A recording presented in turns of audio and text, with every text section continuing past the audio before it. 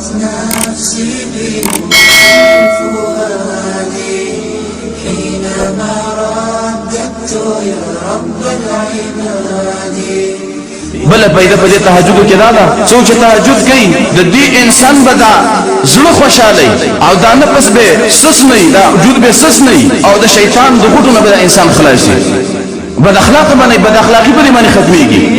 دا په دې په حدیث کې ذکر دي. حدیث کې راغلي دي نبی صلی الله علیه وسلم فرمایي وای کله چې انسان اودي او به خاص د شپې د اخر ایسه شي نو شیطان راشي او د سره یو تاری او د دا غټه ور کوي.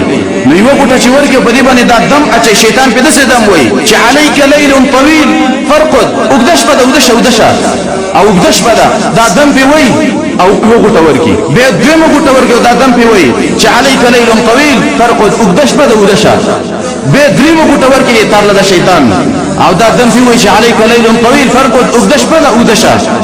نو چې کله نیک انساني د شیطان دا دم په اثر نه کوي او د ګناہوں بچ انساني مؤمن انساني چې کله دا راپاسي او دا ذکر وکړي چې الحمدلله الذي احيانا بعد ما اماتنا واليه النشور یا سبحان الله العزيز الغفار. دا ذکر چې کله دا انسان وکړي د شیطان د یو غټ خلاص شي.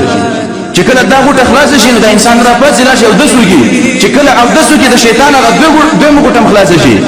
چې کله دا انسان راشي په موږ باندې ودرېږي د شیطان هغه درې غټم خلاص شي. نو فاصبح طيب النفس نشيطا.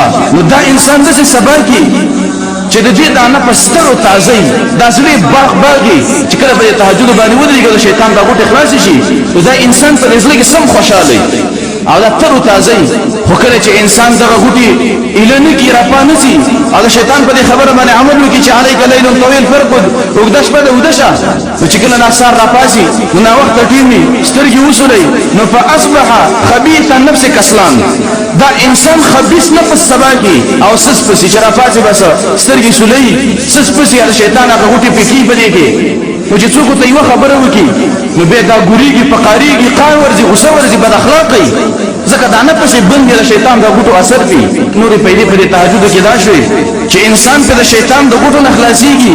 دویم انسان په خوشحاليږي چې په انسان باندې په دې باندې خوشحالي ملويږي انسان ته که یو سړی وایي چې زه د ورځې خپه ما او د ورځې په ما باندې خپګانی ردی د شپې تهجد وکي خپل به دا انسان د ورځې به خوشاله د ځل به تعزي.